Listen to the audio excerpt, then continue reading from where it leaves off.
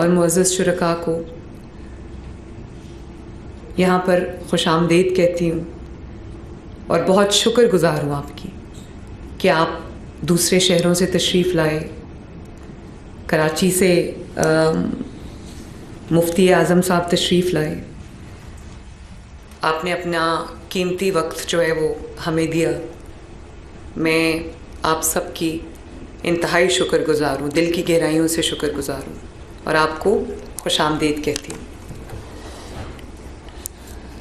मेरे भाइयों और बुज़ुर्गों, बहुत जय्यद उलमा यहाँ पर तशरीफ़ रखते हैं और बहुत बड़े बड़े नाम यहाँ पे तशरीफ़ रखते हैं और बहुत चमकते दमकते चेहरे जो अल्लाह ताला के अहकामात पे चलने की कोशिश करने वाले, नबी पाक सल्लल्लाहु अलैहि वसल्लम से मोहब्बत करने वाले लोग यहाँ पे मौजूद हैं। और आज हम एक टेबल पे बैठे हैं तो हम एक यूनिट बन के बैठे। ये इस साइड पे तमाम कानून नाफिज करने वाले इदारे मौजूद हैं, आपके वज़रा मौजूद हैं और इस साइड पे हमारे उलमाए कराम मौजूद हैं। तो मैं ये चाहती हूँ कि सबसे पहले तो हम ये समझ लें कि ये कोई हुकूमत वर्सेस कोई जो मज़हबी जमातें हैं, ये वो नहीं है। मज़हबी जमातें हमारी अपनी जमातें हैं। जहाँ पे मज़हब का नाम आ जाता है वहाँ पर हम सब एक हो जाते हैं। तो सबसे पहले तो मैं आपको ये कहना चाहती हूँ कि मैं आप ही की टीम का हिस्सा हूँ, आप ही की खिदमत के लिए हाज़िर हूँ और मेरे सर पे एक बहुत बड़ी रिस्पॉन्सिबिलिटी है। लेकिन मैं आपको ऐसे भी देखती हूँ मेरे बुज़ुर्गों और भाइयों, मैं आपको ऐसे भी देखती हूँ कि आप हजरात जो हैं वो सिर्फ़ हमारे लिए एक मशअले राह नहीं है, बल्कि आप उम्मत का ज़मीर हैं। आप हमारे जो हमारा मुल्क है, हमारी सरज़मीन है, उसमें बसने वाले जो 25-26 करोड़ लोग हैं, अवाम हैं, आप उनका ज़मीर हैं। आप उनको अंधेरों में जब एक बेसकूनी की कैफियत होती है, जब एक लाकानूनियत की कैफियत होती है, जब एक बदअमनी की कैफियत होती है, तो हम सब अल्लाह ताला के अहकामात के लिए और जो एक अल्लाह ताला के अहकामात की रोशनी में, नबी पाक सल्लल्लाहु अलैहि वसल्लम के अहकामात की रोशनी में हम आपके तरफ देखते हैं कि आप हमें वो रहनुमाई फ़राहम करेंगे, वो गाइडेंस फ़राहम करेंगे। और इसीलिए मैंने आज आपको यहाँ पर जो है वो तकलीफ़ दी और इसीलिए हम आज यहाँ पर मिल के बैठे हैं। आप सिर्फ़ दीन का रास्ता नहीं दिखाते, आसानियाँ पैदा नहीं करते, बल्कि आप कौम के, उम्मत के जहनों को बेदार करने वालों में से हैं। ये जो एक बहुत सेक्रेड रिस्पॉन्सिबिलिटी है और एक बहुत खुशकिस्मती का, जो मैं समझती हूँ खुशकिस्मत लोगों के हिस्से में ये आता है। आप लोग वो अमल को अंजाम देते हैं। रियासत आपको अपना रहनुमा मानती है, अवाम आपको अपना रहनुमा मानती है, मैं आपको अपना रहनुमा मानती हूँ। और इसीलिए आज मैं मुफ्ती मुनीबुर रहमान साहब के साथ मेरी अंदर भी एक मीटिंग हुई है जिसमें हमने दिल खोल के अपनी जो बातें हैं वो की हैं। मैं ये भी समझती हूँ कि जब हम एक ऐसी रियासत में रहते हैं जहाँ आपको अपने मज़हबी जो आपके अकायद हैं या आपके जो मज़हबी क्रेडेंशियल्स हैं कि आप कितने अच्छे मुसलमान हैं, या आप मुसलमान हैं, या आप अल्लाह ताला को मानने वालों में से हैं, या आप नबी सल्लल्लाहु अलैहि वसल्लम को मानने वालों में से हैं, आप कुरान को मानने वालों में से हैं, आप हदीस पे अमल करने वालों में से हैं, तो आपको एक सर्टिफिकेट की ज़रूरत पड़ जाती है सिर्फ़ अपने आप को डिफ़ेंड करने के लिए, सिर्फ़ ये बताने के लिए कि नहीं आप मुसलमान हैं, आप भी जो है वो मज़हब से प्यार करने वाले लोग हैं। तो ये एक बहुत तकलीफ़ दे सूरत हाल हो जाती है। और आप जानते हैं कि माजी में भी ये हुआ कि सियासी मकासद के लिए कुछ जमातों को सिर्फ़ अमल में ही सियासी मकासद के लिए लाया गया, किसी को नीचा दिखाने के लिए, किसी के ख़िलाफ़ इस्तेमाल करने के लिए, किसी को ज़रर पहुँचाने के लिए। और यहाँ पे आज कितने जय्यद उलमा तशरीफ़ रखते हैं तमाम फ़िरक़ों से। बरेलवी मकतबा फ़िक्र से लोग यहाँ पर मौजूद हैं, देवबंदी मकतबा फ़िक्र से उलमा यहाँ पर मौजूद हैं, अहले तशय्युअ मकतबा फ़िक्र से यहाँ पे उलमा मौजूद हैं, अहले हदीस मकतबा फ़िक्र से यहाँ पर उलमा मौजूद हैं। बड़े बड़े नाम माशाअल्लाह यहाँ पर बैठे हैं। तो मैं ये एक तकलीफ़ दे सूरत हाल है कि हम ऐसी चीज़ के बारे में बात करने जा रहे हैं जो हम सब के दिलों पे भारी गुज़रता है, और एक बहुत ऐसा कोई माहौल नहीं है जिसमें इंसान जो है वो ऐसी बातें करे जो आपका भी दिल करता है करने को, मेरा भी दिल करता है करने को। लेकिन मैं सिर्फ ये पूछना चाहती हूँ कि इस बात की ज़रूरत क्यों पेश आई, ये जो एक्शन आज एक जमात के ख़िलाफ़ हो रहा है, इसकी क्यों ज़रूरत महसूस हुई। मैंने अभी मुफ्ती साहब से भी ये अर्ज़ किया था कि आप नेक लोग हैं, आप इस्लाम की तालीमात पर अमल करने वाले लोग हैं, हमें रास्ता दिखाने वाले लोग हैं, और आपकी जो मज़हबी जमातें हैं, सियासत करना सबका हक़ है, मज़हबी जमातों को भी सियासत करने का हक़ है। लेकिन सियासत की आड़ में या मज़हब की आड़ में इंतहा पसंदी को पहुंच जाना, हथियार उठा लेना, बेगुनाहों को निशाना बनाना और रास्ते बंद कर देना, इमलाक को जला देना, किसी की जान ले लेना। अब यहाँ पर जो कानून नाफिज करने वाले इदारे यहाँ पर मौजूद हैं, आईजी साहब मौजूद हैं, सीटीडी के जो सरबराह हैं वो मौजूद हैं, स्पेशल ब्रांच के लोग बैठे हैं, होम सेक्रेटरी साहब यहाँ पर तशरीफ़ रखते हैं। हम सब और मैं बतौर चीफ़ एग्ज़ीक्यूटिव पंजाब के, हम सब आपकी खिदमत में हाज़िर रहते हैं। हम सब ये हद्दुल इम्कान कोशिश करते हैं, हद्दुल इम्कान कोशिश करते हैं कि यहाँ पर आवाम की जो जान और माल और इज़्ज़त है वो महफूज रहे।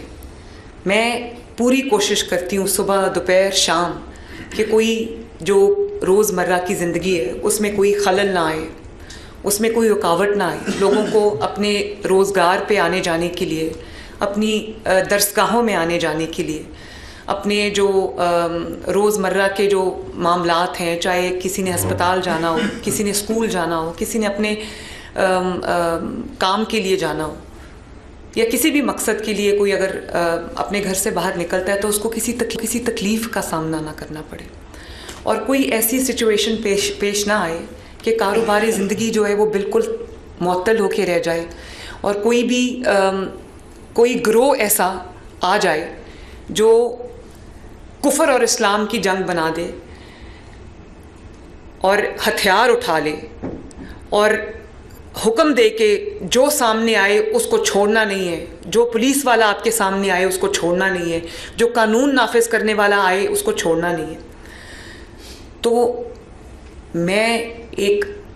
मेरा इल्म आपके मुकाबले में बिल्कुल नाकिस है, लेकिन मैं ये ज़रूर समझती हूँ कि जो शख्स इतनी बड़ी हस्ती जो कि रहमतुल आलमीन है, तमाम आलमीन के लिए जो रहमत है, उसका नाम ले और शर्मंगेज़ी करे, उस हस्ती का नाम ले जिसका नाम लेते हुए इंसान अगर महसूस करे तो रोंगटे खड़े हो जाते हैं।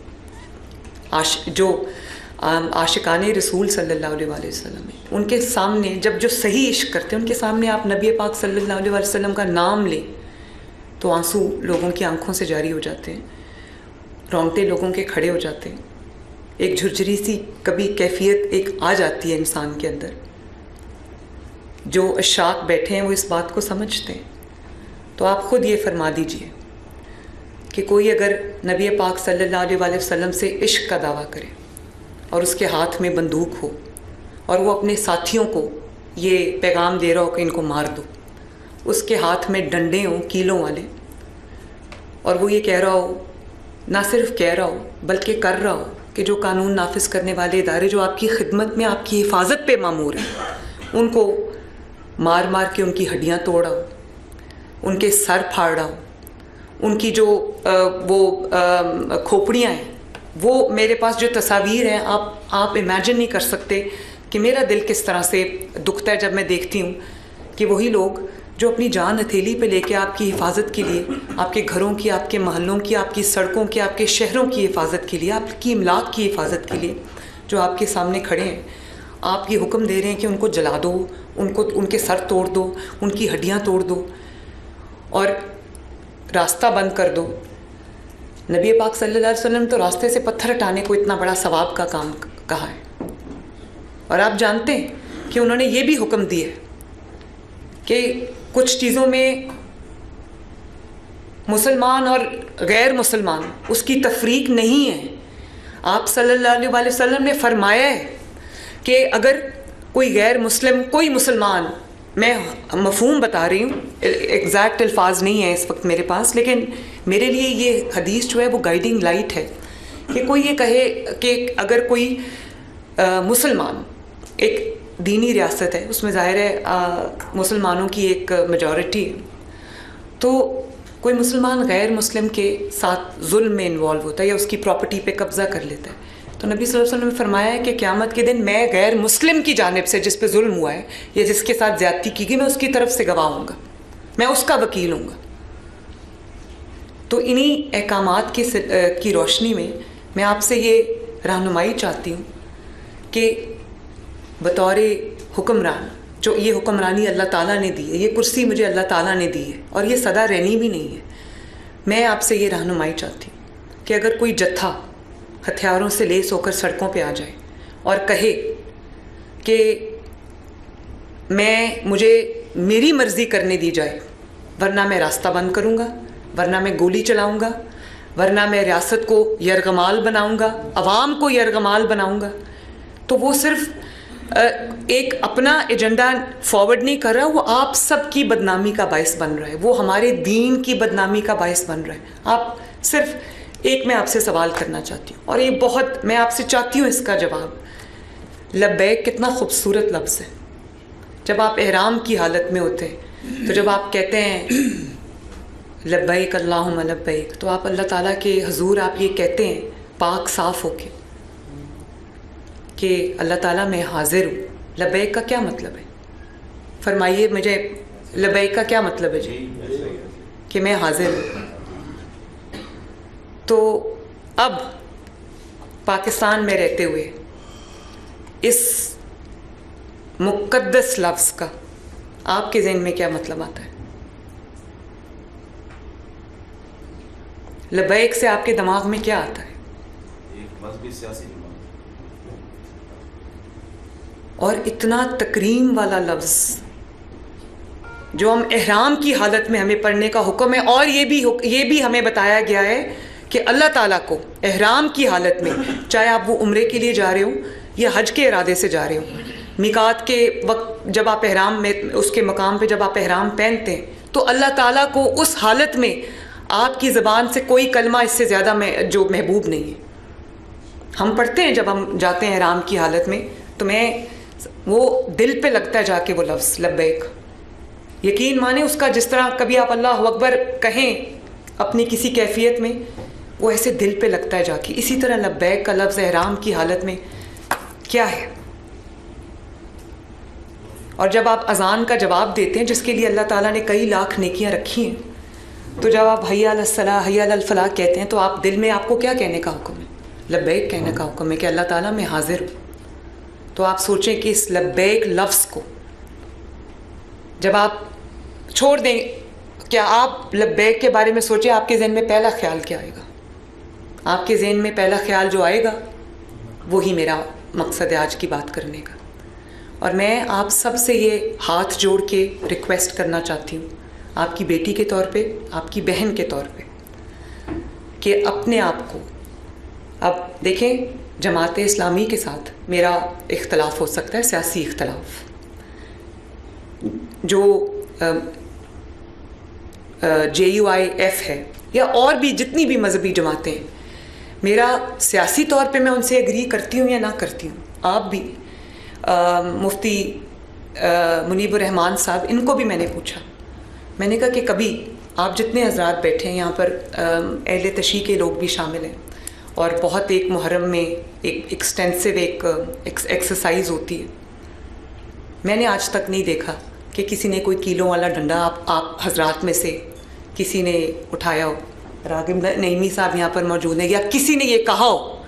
आज तक मैंने आप हजरात की ज़बान से मिंबर पे खड़े होके मैंने कभी ये सुना ही नहीं किसी से कि कोई ये कहता हो इसको मार दो, इसको जला दो, रास्ता रोक दो। और देखें किस लिए, गज़ा के लिए। हम सब मुसलमान हैं, हमारा और दिल जो है वो गज़ा के फ़लस्तीन के मुसलमानों के लिए धड़कता भी है, दुखता भी है। और मुझे जो उम्मत मुस्लिमा की जो जितने भी पावर्स हैं इस वक्त, इन्फ्लुएंशियल लोग हैं, हम समेत, मुझे शिकवा है अपने आप से भी कि हम वो तवाना आवाज़ नहीं बन सकते या बन सक रहे जो हमें बनना चाहिए। कि जिस तरह वो सब इकट्ठे हो जाते हैं जालिम जो हैं, और फ़लस्तीन में जो जिस किस्म के मनाजिर हम सोशल मीडिया पे जो वीडियोज़ आती हैं, जिस किस्म के हम मैं ऑनेस्टली वो शायद क़यामत है उन लोगों के ऊपर गुज़रती है। लेकिन जब एक हल दुनिया के सामने आया और गज़ा के फ़लस्तीन के मुसलमानों ने जब उसको ना सिर्फ सेलिब्रेट किया बल्कि खुशी मनाई कि उनके ऊपर जो जुल्म की एक दास्तान थी वो उनको लगा कि अब हमें रिलीफ मिलेगी, वो खुशी मना रहे थे। दुनिया शुक्र अदा कर रही थी कि कुछ भी हुआ, कम से कम कोई मामला जो है वो सुलझने की तरफ जाने लगा है, या कम से कम उनके ऊपर जो डेली जो मजालिम होते हैं वो बंद होंगे, जो ह्यूमन राइट्स की वहाँ पे वायलेशंस होती हैं वो कम से कम बंद होंगी, बच्चे वहाँ शहीद नहीं हो रहे होंगे, ख़वातीन और मर्द वहाँ शहीद नहीं हो रहे होंगे, या लोग भूखे कम से कम नहीं मर रहे होंगे। तो हम ये खुश हुए, तमाम मुसलमानों को खुशी हुई और एक उम्मीद की किरण जागी कि शायद इंशाअल्लाह ताला बेहतरी के अब कोई आसार नज़र आएंगे। तो जब फ़लस्तीन में लोग खुशी मना रहे थे, यहाँ पर ऐलान किया गया कि हम इस्लामाबाद पे चढ़ाई करेंगे फ़लस्तीनियों के लिए जो खुशी मना रहे थे। तो मुझे ये बताइए कि क्या ये आप जेन्युइनली ये समझते हैं कि फ़लस्तीनियों के लिए वो मुज़ाहरा किया गया था या मुज़ाहरा प्लान किया गया था? और हमने तो इतना बड़ा ये हंगामा चला, मैंने एक बार आप सब मुझे गवाही इसकी देंगे, हो सकता है मैं गलत हूँ, एक बार मैंने किसी उस शरपसंद जमात के एक शख्स से भी फ़लस्तीन के बारे में एक जुमला नहीं सुना। अगर सुना तो यही सुना कि मार दो, यही सुना कि इनको छोड़ना ना, इनको घरों में जाने ना देना, यही सुना। या और जो नज़र आया वो क्या आया कि जो आपके कानून नाफिज करने वाले इदारे हैं, पुलिस और रेंजर्स, उनको पॉइंट ब्लैंक रेंज से गोली मारी गई। मुझे बताएं कि कोई खड़ा होके पॉइंट ब्लैंक रेंज से मुसलमान शख्स को जो आपका मुहाफ़िज़ है उसको गोली मारेगा? आप उसको इश्क़ रसूल सल्लल्लाहु अलैहि वसल्लम का दावा करने वालों में से आप उनको उसमें उनका शुमार करेंगे? आपके घरों से जो सफाई करती है, आपके महलों से जो सफाई करती है, आपकी सड़कों की जो सफाई करती है, सुथरा पंजाब जो एक बहुत पॉपुलर प्रोग्राम है, सफाई निस्फ़ ईमान है, इसके लिए मुझे कुछ आपको बताने की ज़रूरत नहीं है। वो गाड़ियाँ जिनको आवाम के टैक्स पेयर के पैसे से ख़रीदा गया, जो आपके गली महल्ले साफ़ करते हैं, आपके शहर साफ़ करते हैं, उन गाड़ियों को आग लगाई गई। वो लोगों के खून पसीने की कमाई है जिससे एक खिदमत अंजाम दी जा रही थी, अल्लाह ताला के और नबी सल्लल्लाहु अलैहि वसल्लम के अहकामात की रोशनी में सफाई की जा रही थी। वो आपके माहौल को खूबसूरत बनाने वाले लोग हैं, वो गाड़ियाँ और वो जला दी गई, वो रास्ते बंद कर दिए गए, लोगों को इस कदर मुश्किल पेश आई। मेरे लिए बहुत तकलीफ़ दे था कि वजह कि हमने इस्लामाबाद में जाके एक सफारत खाने पे चढ़ाई करनी है। तो देखें, हम किसी मुल्क की किसी जो फ़िलासफ़ी है, अकायद हैं, हम उससे एग्री करें या ना करें, जो पाकिस्तान में हमारे ज़ेरे साया, हमारे मुल्क में, हमारी धरती पे अगर कोई आकर यहाँ पर रहता है तो उसकी जो हिफाजत है वो हम सब की ज़िम्मेदारी है। हम क्या एक इम्प्रेशन लोगों को देते हैं कि चढ़ाई कर दो। पूरी दुनिया में सफारत खानों का एहतराम किया जाता है, सफारत खानों को प्रोटेक्शन प्रोवाइड की जाती। तो मैं आपसे ये पूछना चाहती हूँ कि हुकूमत इसमें कहाँ गलत है? मुफ्ती साहब ने फरमाया कि हमें तहम्मुल का मुजाहिरा करना चाहिए। पौने 2 साल हो गए, हर दफ़ा कोई ना कोई वाक़यात होते, मैं बहुत तहम्मुल का मुजाहिरा करती हूँ, क्योंकि मुझे पता है कि वो सिर्फ़ एक शरपसंद जमात नहीं है, उसने लोगों के जहनों में को जहर आलूद किया है। उसने लोगों को ये बताया है कि ये मज़हब की बात है, हालांकि वो मज़हब की बात नहीं है।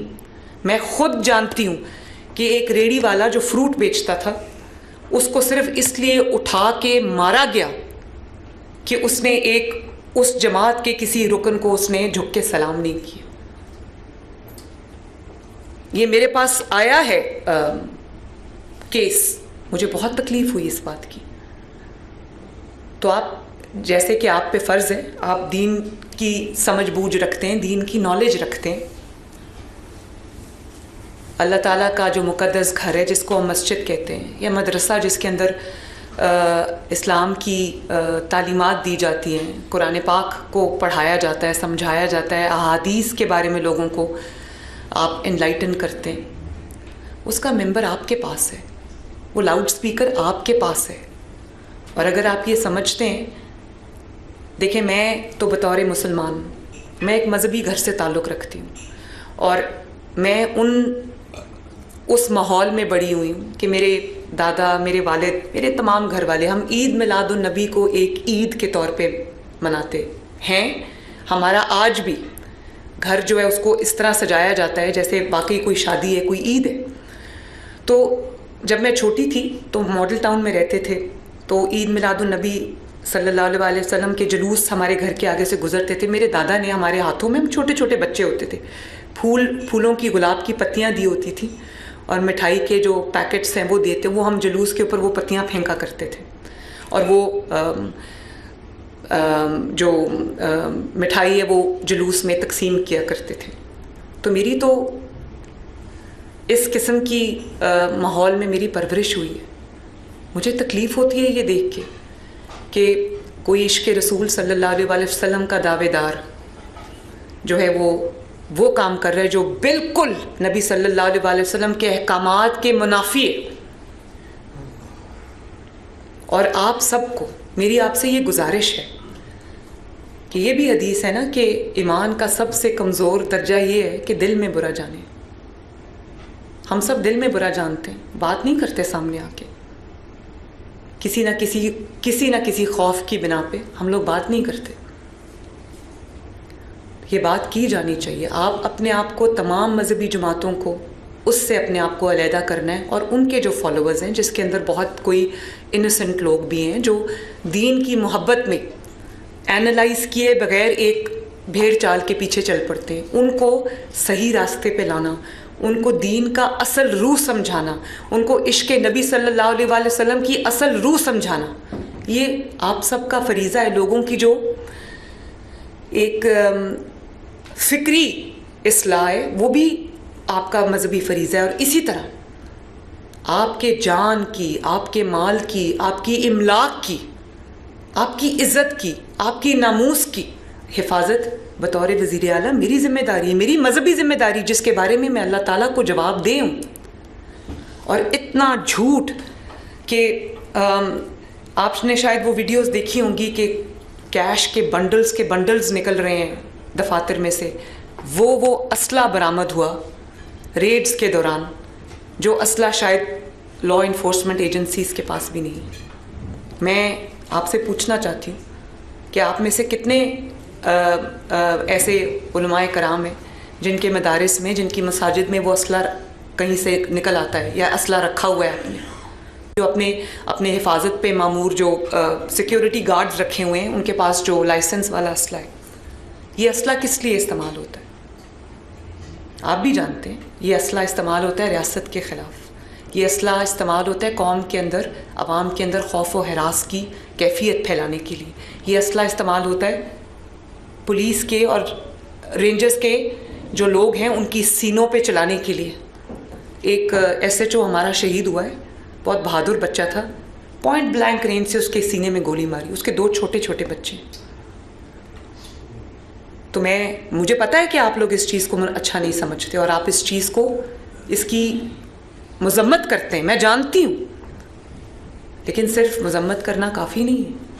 आप एक उसको अपने, क्योंकि जब हम दीनी जमातें अगर दरमियानी बात करेंगी, दरमियानी बात जो कि शायद मैं समझती हूँ मजबूरी भी होती है कई बार करनी, सियासी लोगों की भी मजबूरी होती है दरमियानी बात करना।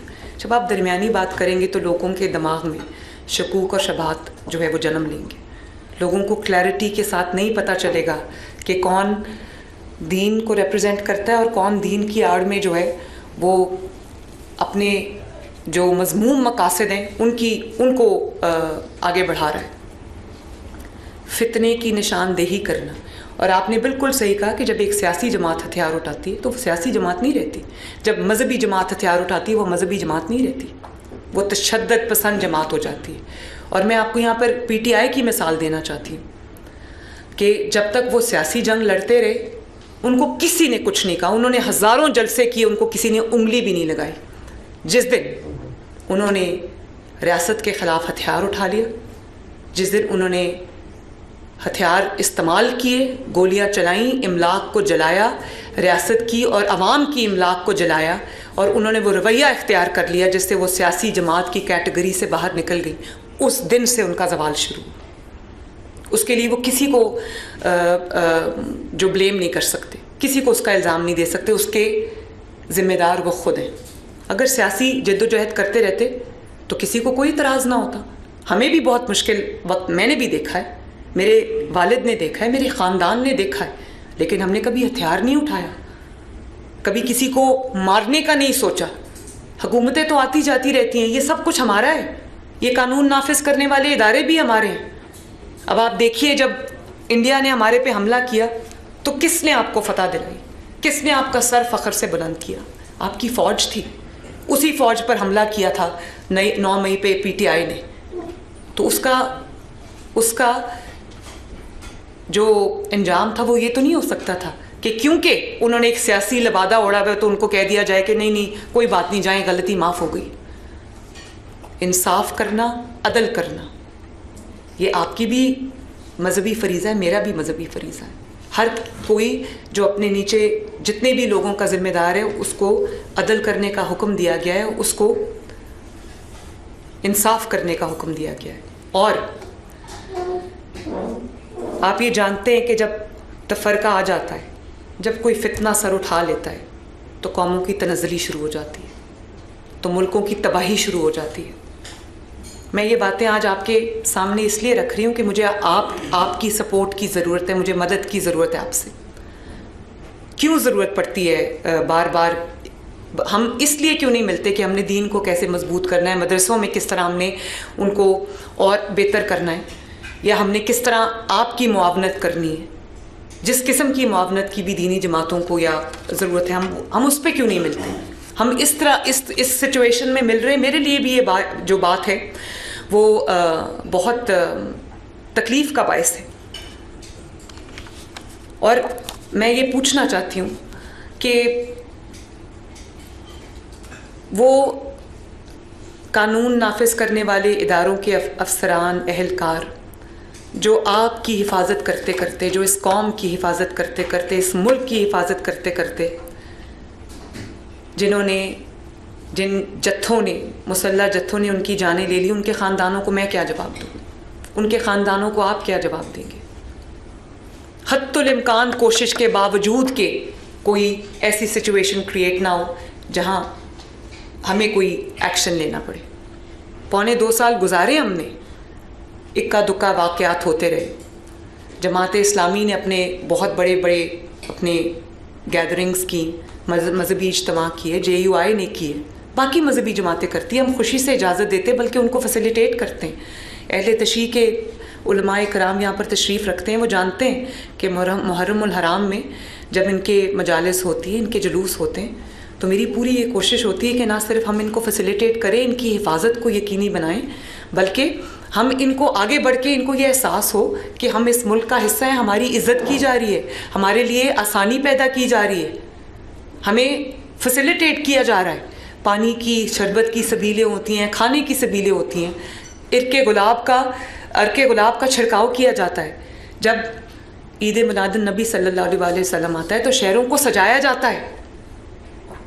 वो सब्ज़ रंग जो गुंबद खिज़रा का रंग है, उससे तमाम बिल्डिंग्स को, तमाम रास्तों को सजाया जाता है। मिठाई तकसीम की जाती है मेरी जानिब से, हुकूमत पंजाब की जानिब से, और जो अर्के गुलाब का छिड़काव किया जाता है ताकि, और उनके साथ हमारी जो मोबाइल हॉस्पिटल्स चल रहे होते हैं उनकी हिफाजत के लिए 24-24 घंटे जो है वो ड्यूटी, कानून नाफिज करने वाले एहलकार जो है वो ड्यूटी देते हैं। हम जागते रहते हैं कि कोई भी अगर मजहबी कोई रसूम अदा की जा रही है तो किसी को तकलीफ ना हो। तो मेरी हत्तुल इम्कान ये कोशिश होती है कि तमाम जो मसलक हैं, जो अकायद के लोग हैं, उनको हम एक छतरी की तरह, एक लड़ी की तरह अपने माशरे में, अपनी हुकूमत में हम पिरोएं ताकि हमें लगे कि हम एक हैं। आपका मजहबी अकीदा क्या कहता है, आपका मसलक क्या कहता है, वो आपका और अल्लाह ताला का मामला है, वो हमारा आपस का मामला नहीं है। कौन जन्नत में जाएगा, कौन दोज़ख में जाएगा, कौन शहीद है, कौन मुजरिम है, कौन मजलूम है, देखिए जो किसका क्या अकीदा है इसका फ़ैसला अल्लाह ताला ने करना है। ये फ़ैसले हम नहीं कर सकते, ये सर्टिफिकेट हम जारी नहीं कर सकते अनलेस कि हमारे पास कोई एक वाज़े सबूत मौजूद हो कि ये मज़लूम है और ये ज़ालिम है, उसमें तफरीक हम कर सकते हैं। और फिर अभी मेरे पास कोई ख़ातून जो है वो कैद नहीं है, लेकिन आप जानते हैं कि ज़ालिम या जुल्म करने वाला या कानून तोड़ने वाला, उसमें मर्द और औरत की कोई तफरीक नहीं है। मुजरिम मुजरिम है, चाहे वो मर्द हो या वो औरत हो। मैं एक औरत होने के बावजूद पहली मिसाल थी पाकिस्तान की हिस्ट्री में कि मैं एक बेगुनाह जेल 2 दफ़ा काट के आई। तो मैंने अपने कभी औरत होने का रोना नहीं रोया, लेकिन अगर औरत को आप एक कमज़ोर हस्ती जान के अगर आप उसको अपने प्रोटेक्शन के लिए इस्तेमाल करेंगे, अपने लिए ढाल बनाएंगे, और मदरसे जैसी जगह पे, मस्जिद जैसी तकद्दस भरी जगह पे जब आप उनको ये तालीम देंगे कि आपने इस तरह से हथियार छुपाने हैं, आपने इस तरह से जो है वो कम्युनिकेशन का जो निज़ाम है उसको अमल में लाना है, जो ट्रेनिंग दहशतगर्दों को दी जाती है, जब वो ट्रेनिंग उनको दी जाएगी तो वो भी फिर उतनी मुजरिम ठहराएंगी। आप जानते हैं कि मैं पंजाब में आज ख़वातीन के ख़िलाफ़ जराइम जो है वो मेरी रेड लाइन है। किसी खातून के साथ, किसी माँ के साथ, किसी बेटी के साथ, किसी बहन के साथ कोई जुल्म होता है तो मेरा जो हमारा निज़ाम है, वो हुकूमत है, वो हरकत में आती है। और आप देखेंगे कि ये वाक़यात कितने कम हो गए हैं। लोग ये बात मानने लगे हैं कि उनकी जो सड़कें हैं, महल्ले हैं, उनके शहर हैं, वो ख़वातीन के लिए अब सेफ़ हैं। ग्रीन बसेस की मैं आपको मिसाल देना चाहती हूँ। उसके लिए अंदर मैंने कंपार्टमेंट अलहदा बनाया है ख़वातीन का, और वो CCTV के साथ मॉनिटर होता है कि कोई भी जो हरासमेंट के जो वाक़यात हैं उनमें कमी आए, और बहुत हद तक कमी आई है कि हमारी माएँ, बहनें, बेटियाँ इज़्ज़त से सफ़र करें, इज़्ज़त से अपने घरों को वापस लौटें किसी भी काम के लिए अगर वो घर से बाहर निकलती हैं तो उनके लिए हमने मोबाइल पुलिस स्टेशंस बना दिए, उनके लिए हमने वर्चुअल जो है वो विमेन पुलिस स्टेशन बना दिए। कानून हरकत में आता है अगर उनके ख़िलाफ़ कोई जुर्म होता है तो मैं क्यों ये चाहूँगी कि चाहे वो मेरे मुखालिफ की बहन बेटी या हो, उसके साथ कोई जुल्म हो।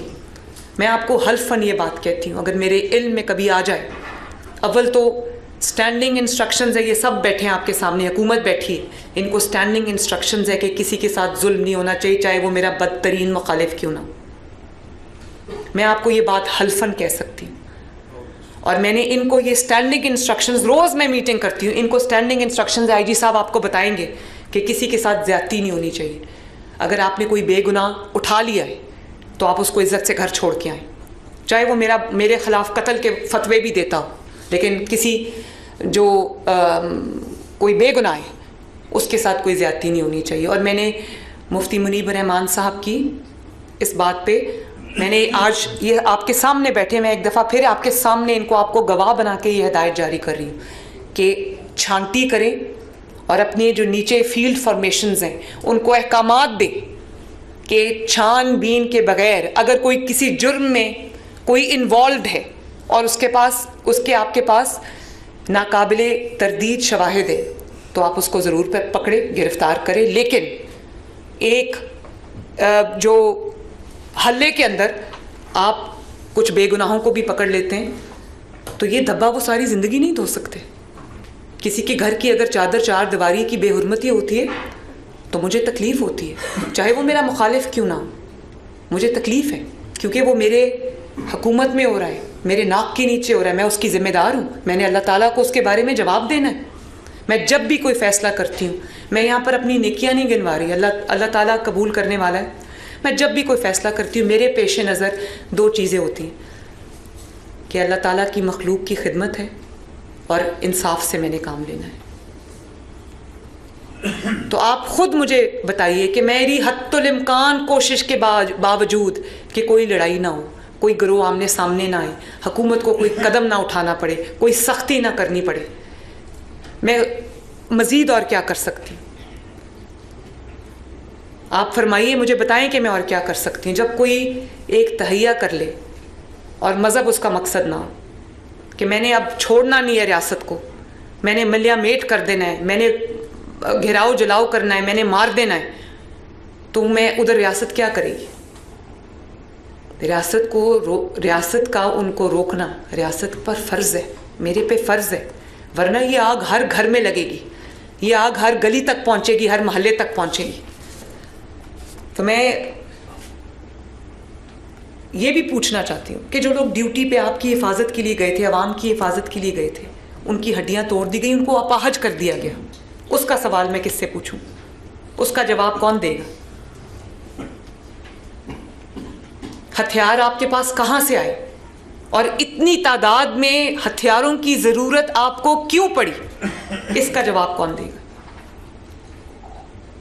इतना करोड़ों रुपया जो आपके बक्सों से निकला है, आपके दफातर से निकला है, आपके मदारिस से निकला है, उसकी ज़रूरत आपको क्यों पेश आ रही है? मैं समझना चाहती हूँ कि उसकी ज़रूरत आपको क्यों पेश आ रही है।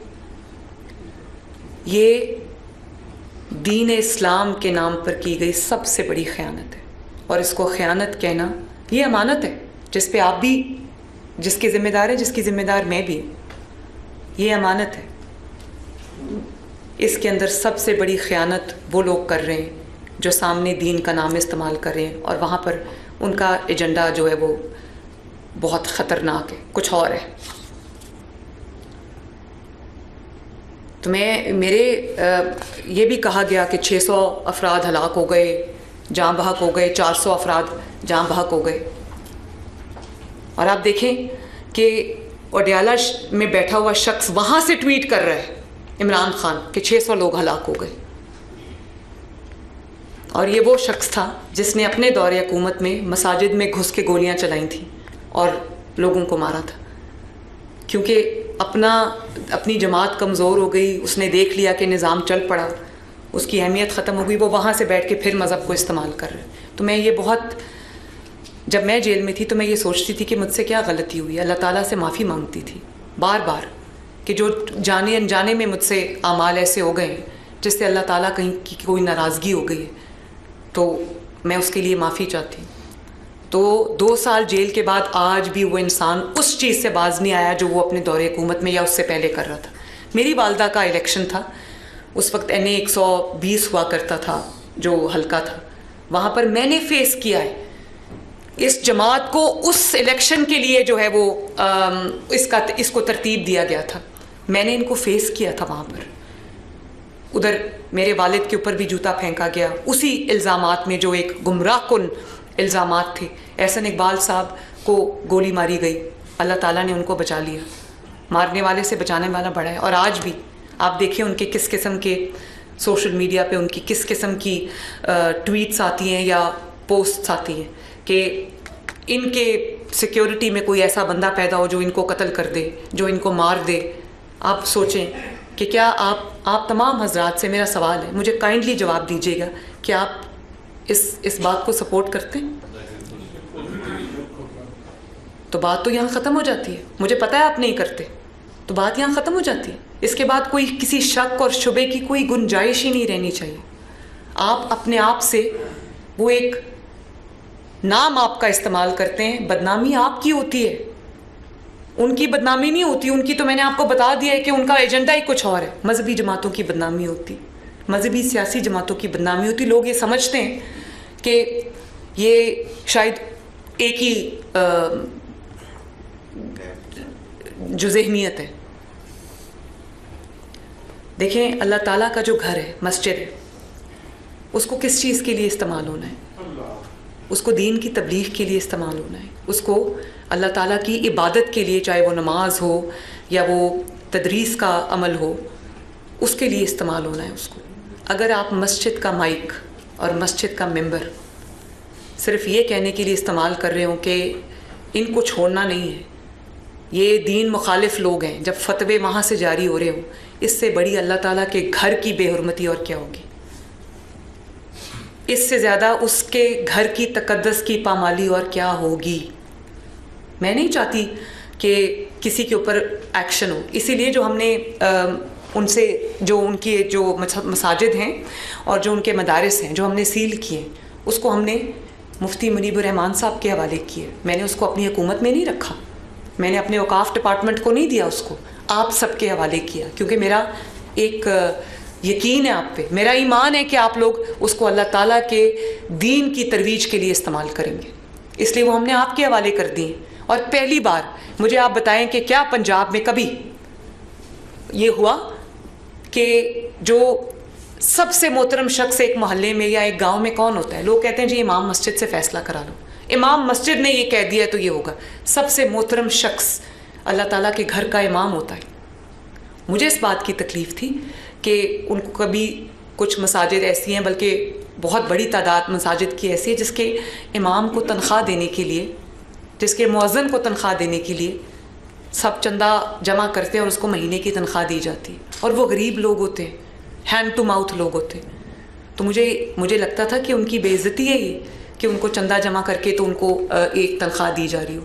तो मैं आपसे पूछना चाहती हूँ, क्या कभी किसी ने ये कदम उठाया कि 65,000 जो मसाजिद हैं उनके जो उनके इमाम हजरात हैं उनका वजीफ़ा मुकर्रर किया जाए? बेशक वो वजीफ़ा एक नाकाफ़ी अमाउंट है, ज़्यादा होना चाहिए, उसको हम ज़्यादा भी करेंगे इंशाअल्लाह ताला, लेकिन कम अज़ कम अगर बाकियों को राशन कार्ड मिल रहे हैं, बाकियों को जो उनकी माली मुआवनत दूसरे डिपार्टमेंट से ताल्लुक़ रखने वाले लोगों की जा रही है, तो उनकी भी होनी चाहिए। मैंने अपने वालिद को कहा कि हम उनको 15,000 रुपया महीना दिया, तो मुझे कहते हैं ये तो बहुत थोड़ा है, आपको इसको 25,000 करना चाहिए। तो ये हम करने जा रहे हैं। उसकी वजह यह है कि हम उनको ये एहसास दिलाना चाहते हैं कि गवर्नमेंट आपको ओन करती है, कि लोगों की जो चंदा है करना है उसके लिए उसके ऊपर आपको डिपेंड ना करना पड़े। लाउड स्पीकर का जो है, आप हजरात मेरे साथ शायद मुफ्ती साहब को कोई, क्योंकि आपको पता है ना कि झूठ बहुत ज़्यादा फैल जाता है कि इतने कत्ल हो गए, इतने लोग जहाँ बहक हुए तो उनकी लाश कहीं तो होगी ना, इतने लोग ज़ख्मी हो गए, उनका कोई तो हस्पताल में वो गए होंगे ना, कहीं तो उनकी मरहम पट्टी हो रही होगी ना। 600 अफराद हलाक हो गए, 500 अफराद हलाक हो गए, और वो तादाद दिन ब दिन बढ़ती जा रही है। भाई मुझे सबूत चाहिए ना कि वो लाशें कहाँ गई अचानक। और आजकल तो आप सब जानते हैं कि आजकल टेक्नोलॉजी का दौर है, सबके हाथ में कैमरा होता है, मोबाइल फ़ोन है तो कैमरा है। वो कौन सी ऐसी कत्ल हुआ है जिसकी कोई मोबाइल की वीडियो नहीं आ रही? इस बात की वीडियोज़ आ रही हैं कि दफ्तर सील कर दिया, या मदरसे को सील कर दिया, या रेड हो गया, या पकड़ धकड़ हो रही है। जो हुकूमत कर रही है वो मैं छुपाती नहीं हूँ, कर रही है, लेकिन इस बात का कोई एक सबूत ले आए कि 600 अफराद, जब खुदा न खास्ता 600 अफराद जहाँ बहक हों तो वो लाशों को तो ढेर लग जाएगा। वो किधर है वो लाशें? मैं तो सबूत मांगती हूँ, मुझे दें ताकि मैं अपनी पुलिस को पकड़ूं कि क्यों मारा है उसको। वीडियोज़ अगर मेरे पास आ रही हैं तो इस चीज़ की आ रही हैं कि लबैक के जो अफराद थे उनके हाथ में जो गन्स थी, उनके हाथ में असलहा था और उन्होंने पॉइंट ब्लैंक रेंज से गोली चलाई। अगर तस्वीर और वीडियोज़ आ रही हैं मेरे पास तो उस चीज़ की आ रही हैं कि उनके दफातर से बे इंतहा, मैं तो हैरान हो गई जिस किस्म का असला उनके पास से निकला। असला इस्लाम की तरवीज के लिए तो इस्तेमाल नहीं होता। तो मैं तो कहती हूँ कि मुझे दे सबूत, आखिर वो लोग कहाँ गए, वो लाशें कहाँ गई, वो डेड बॉडीज किधर गई। मेरी डेड बॉडी अगर आई है मेरे किसी पुलिस वाले की तो दुनिया ने देखी है, उसका जनाजा दुनिया ने पढ़ा है। कोई ज़ख्मी अगर पुलिस या कानून नाफिज करने वाले इदारों का कोई ज़ख्मी हुआ है तो वो दुनिया ने देखा है, मुझे भी दिखाएं। और मैं मुफ्ती मुनीबुर रहमान साहब ने मुझे कहा कि एक दफ़ा लिस्ट आप दोबारा जारी कर दें कि कितने लोग ज़ख्मी हुए। तो मैं वो बिल्कुल, ये मेरे सामने बैठे, इनको मैं होम सेक्रेटरी साहब आप काइंडली वो लिस्ट दोबारा इनके साथ शेयर कर लीजिए कि आपकी दानिस्त में, आपकी जो गिनती है उसमें कितने लोग जो हैं वो इनके ज़ख्मी हुए हैं लबैक वालों की।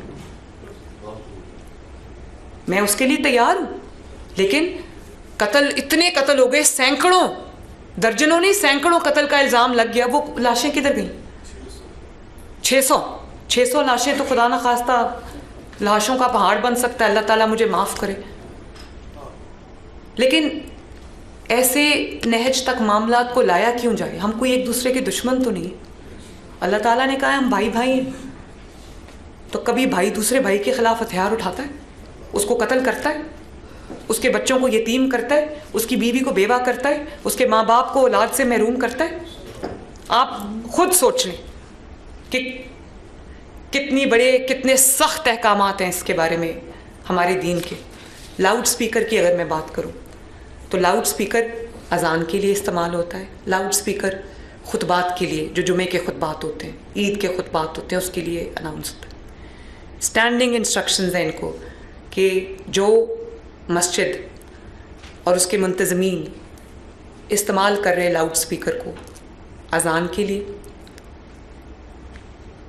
खुतबात के लिए, जो जुमे का खुतबा होता है, उनको हाथ भी नहीं लगाना। आज की इस महफिल में के बाद जो मजहबी जमातें हैं वो अपने आप को इस नासूर से अलहदा करेंगी, और जो लोग उनके झांसे में आ जाते हैं, जो आम आवाम उनके झांसे में आ जाते हैं, जो इसको एक मजहबी रंग जो देते हैं वो उसके झांसे में आ जाते हैं, आप उनको सही रास्ते पे लाने की कोशिश करेंगे। और मेरे दस्तो बाजू बन के आप पंजाब में अमन और अमान के लिए अपनी कोशिशों को न सिर्फ जारी और सारी रखेंगे बल्कि उनको और भी तेज़ कर देंगे। तो मुझे आज आप सबसे मिलके बहुत खुशी हुई और उम्मीद करती हूँ कि हम इंशाअल्लाह ताला बेहतर वक्त में और भी इसी तरह मिलते रहेंगे, और अल्लाह ताला पाकिस्तान को कायम और दायम रखे। अल्लाह ताला हम सब को एक होकर, एक कौम बनकर, एक ख़ानदान बनकर, अल्लाह ताला हम सबको इस मुल्क में अमन और अमान से रहने की तौफीक अता फरमाए। शुक्रिया।